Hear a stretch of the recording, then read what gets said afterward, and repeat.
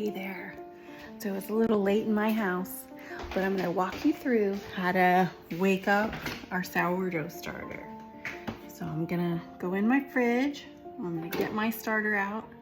It's been sitting here for a couple of weeks. It's nice and cold, haven't done anything to it. I'm gonna open it up.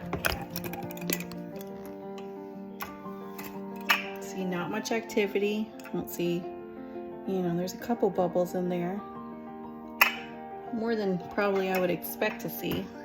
But it's freezing cold and definitely still tired.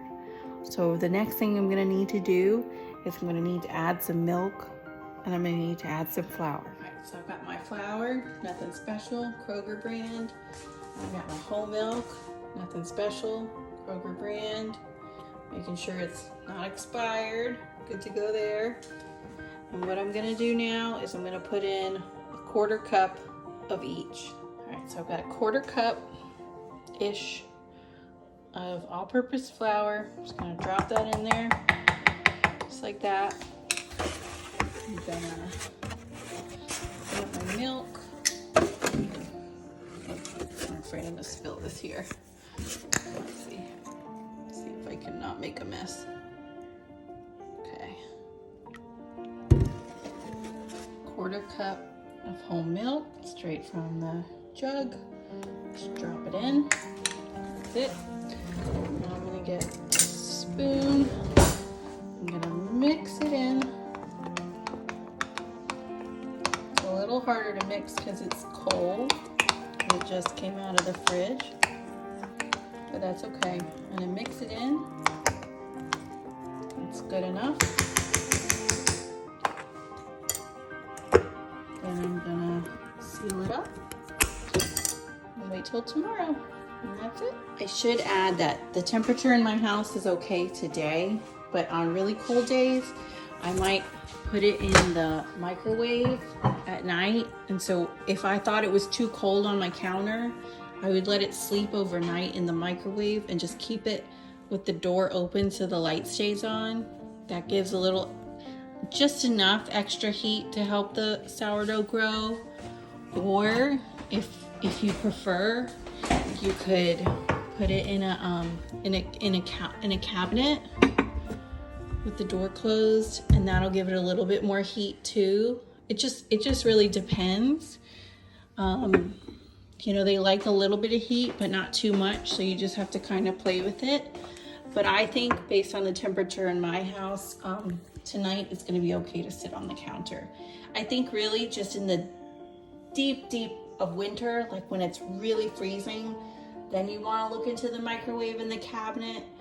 But unless it's below freezing, I think you're okay to just let it sit on the countertop. So one last suggestion to activate your starter in cold temperatures, or if you just don't feel like it's bubbly enough, is to put it on top of your stove top and then to turn the oven on.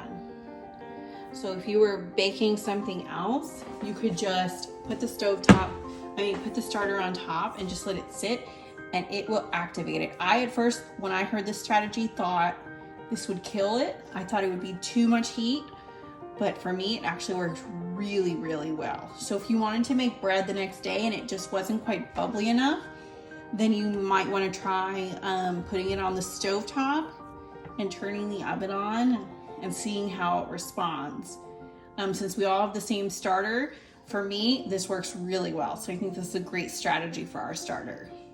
All right, so it's the next morning now, and I'm gonna check on my starter and see if it did anything overnight. All right, so it definitely got a little bit bigger. You can tell that it grew, and I see some bubbles starting to form, so I can tell that something is definitely happening. So I'm gonna stir it up, and then this is called the discard. So I'm just gonna take some away. I'm just gonna throw it away. Some people use the discard to make other recipes. I mean, it's still starter, so it's good for that, but I don't have anything I need to make right now, so I'm just gonna throw mine away. And then I'm gonna continue to feed it just like I did last night. So I'm gonna get 1/4 cup of all-purpose flour. Put that in there. And then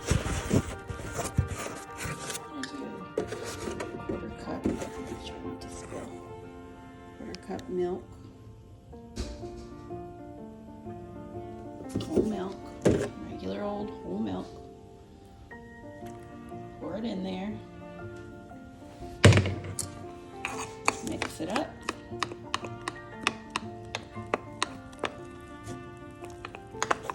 Make sure all that flour gets mixed in, so that looks pretty good. And I'm going to close the lid and just put it back on the counter. And then I'll do the same thing tonight, and I'll continue to feed it twice a day for the next 2 or 3 days until it's time to bake.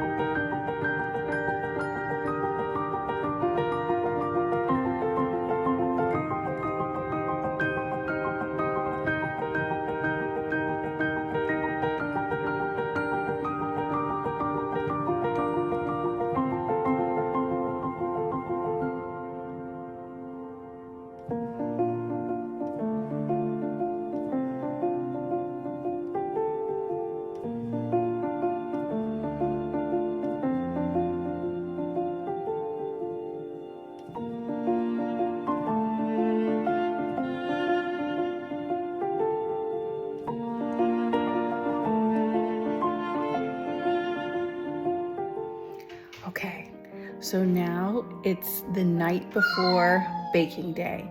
So we're gonna check on our starter, we're gonna mix our ingredients, and we're gonna let it sit overnight so that we can bake our bread tomorrow. So let's start by checking on our starter. All right, let's open up the starter. Wow, look at all those beautiful bubbles. This is ready and active. We are ready to make some bread. We're gonna make the everyday sourdough recipe from our recipe book. So we're gonna start the night before by whisking the starter and water together in a large bowl with a fork. So I know that I need 50 grams of bubbly active starter, which I have here. So all I'm gonna have to do is measure it, and then 350 grams of warm water. Okay, so I need to measure out 50 grams of starter. So I've got my kitchen scale, so I've got my measuring cup. So I'm gonna put that on here, turn it on, make sure it's set to grams, and zero it out. So I know it's not gonna weigh the measuring cup. Now I need to scoop out 50 grams. So let's see how much we need to get to 50 grams. Okay, get a little more. Okay, too much.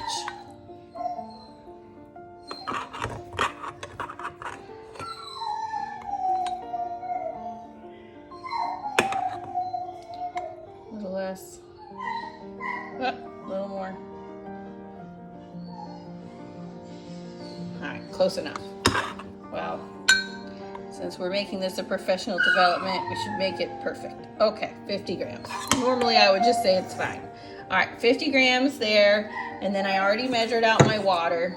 So I've got my warm water, 350 grams of water. So I'm going to mix this in a bowl together. And I'm gonna whisk it together. So now I'm gonna whisk it together, the water and the starter with the fork.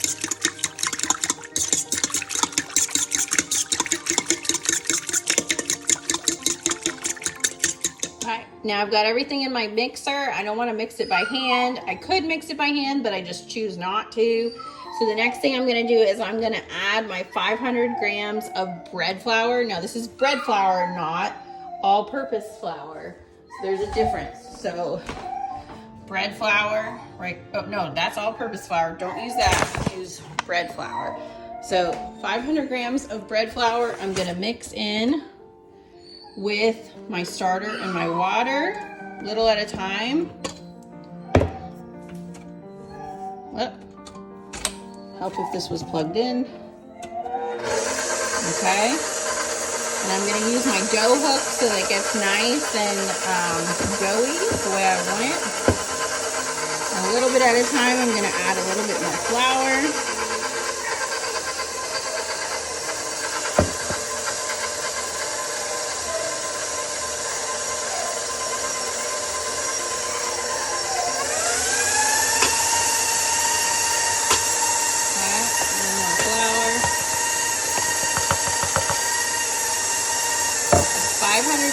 Flour, and now I'm going to add 9 grams of sea salt.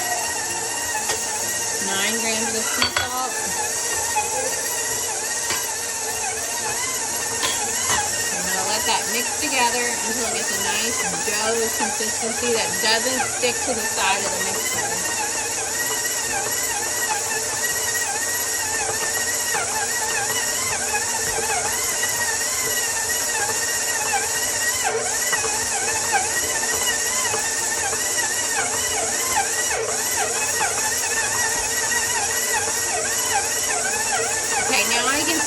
Forming a dough ball and it's not sticking to the side of the mixer.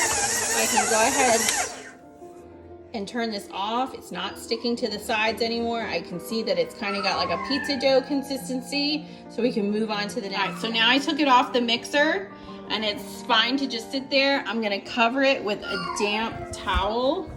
So I just used like a dish towel, just regular kitchen towel that I just ran under the sink water for a second, and I'm going to cover it and let it sit for 30 minutes. I'm going to, Alexa, set my bread timer for 30 minutes. Bread timer, 30 minutes, starting now. And then we'll come back and move on to the next. Okay, so now it's been 30 minutes. It's been sitting here in the bowl covered with the damp cloth. So now I'm going to remove the cloth, and I'm going to take the dough out, and I'm going to put it on your countertop, or on a mat like I have, or on a cutting board, and I'm just gonna work it through for 10 to 15 seconds. So let's see.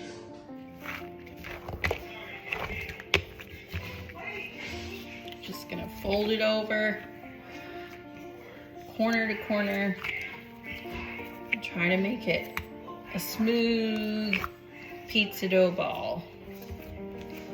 Okay, so just take one corner, fold it in, take another corner, fold it like a package.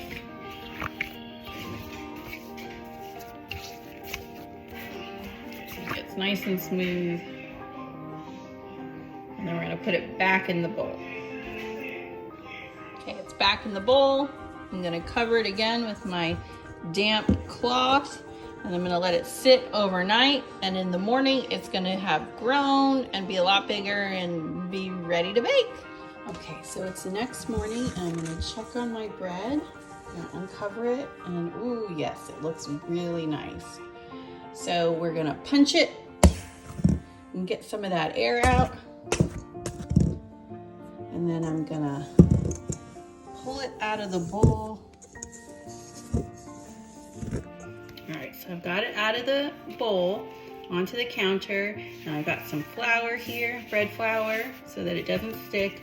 And I'm just gonna knead it a little bit, just working it through, and try to get it into somewhat of the shape that I want. So bringing those ends over, working it into a nice round shape that's gonna be smooth on top.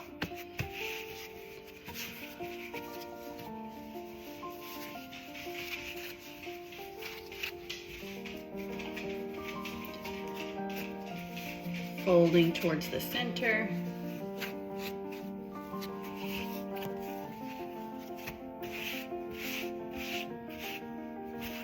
And I think that looks pretty good.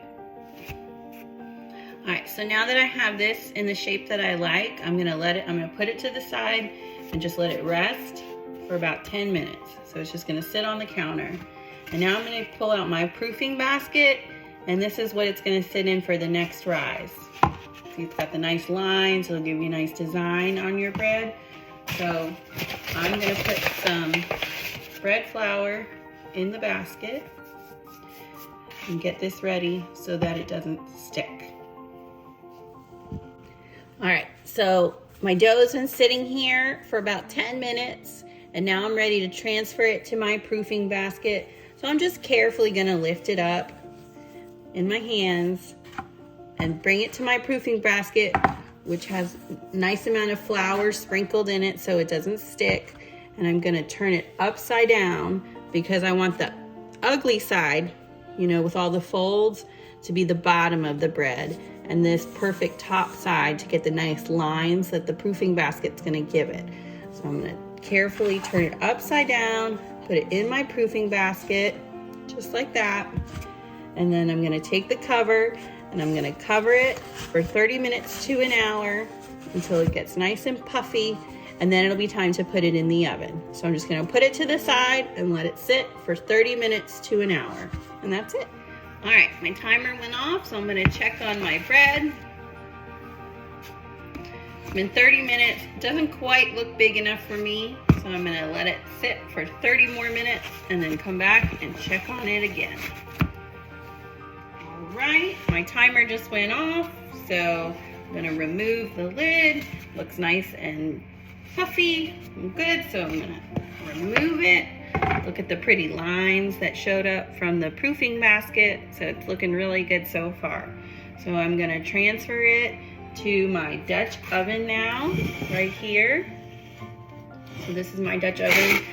Mine is a Lodge, which I like, but any kind of Dutch oven will work. I have a piece of parchment paper inside of it.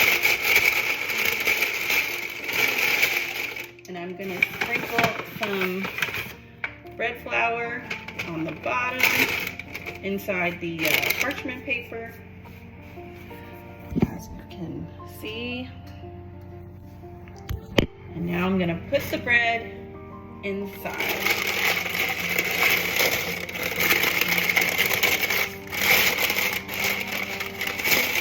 Okay. So it's in there, surrounded by the parchment paper. And the last step before we start baking it is to score it. All right, so to score it, you can either use a knife or you can use a scoring tool that has a handle. It's really just a razor blade on a little stick. I find that I do better just holding the blade. I'm not very good at scoring, but I try. Just don't cut yourself. I've cut myself before. I'm gonna try the bird wings design. I've done this before and it looks pretty, and it's one of the simpler ones. So I'm just gonna try to cut in deep into the bread. You can feel with the razor when you've gotten beyond that top level. So I'm just gonna do a couple of these.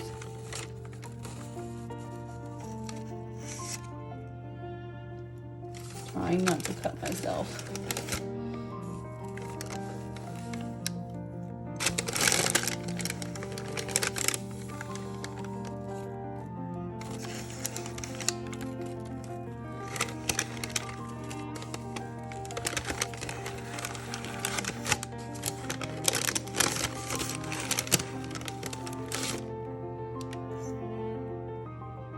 And now it's time to put it in the oven. I've got my oven preheated to 450. So I'm gonna put the lid on, and it's gonna go in the oven covered to cook on the center rack for 20 minutes. And then I'm gonna take the lid off and cook it for another 30 minutes. All right, so there she goes. I'm gonna set my timer for 20 minutes, and then I'm gonna take the lid off. The timer just went off. It's been cooking for 20 minutes. Oh, look how nice it's looking. Love it. So now I'm gonna remove the lid and push it back in and cook it for 30 more minutes, and then it'll be done. All right. It's time to look at our bread. Oh, look how beautiful it looks. Time to take it out. Looks perfect. So I'm just gonna take it and I'm gonna put it on a cooling tray and I'm gonna let it sit for an hour. There she is. And now we're gonna sit for an hour before we slice into her and take a bite. Okay, the bread is all done. I cut into it. You can see all these beautiful holes where from the hydration. This is a low hydration, so if you did a high hydration, you would see even more holes, which is nice. I cooked mine. I baked mine for about 24 minutes instead of the full 30 to get that nice soft crust that some of you love, Janet Tassel. So it's golden brown instead of a darker brown, almost black crust, which makes it really soft and easy to eat. So you can see how much it moves. Whereas if you cook it for the full 30, it's gonna have a really hard crust. So it's just whatever your preference is. But this actually, trying Janet's way, making it softer, I think was my favorite ever. So I think I'm gonna continue to only do the second cooking phase for only 24 minutes instead of the full 30, because I think it turned out really good. So now, let's dig in. Yum!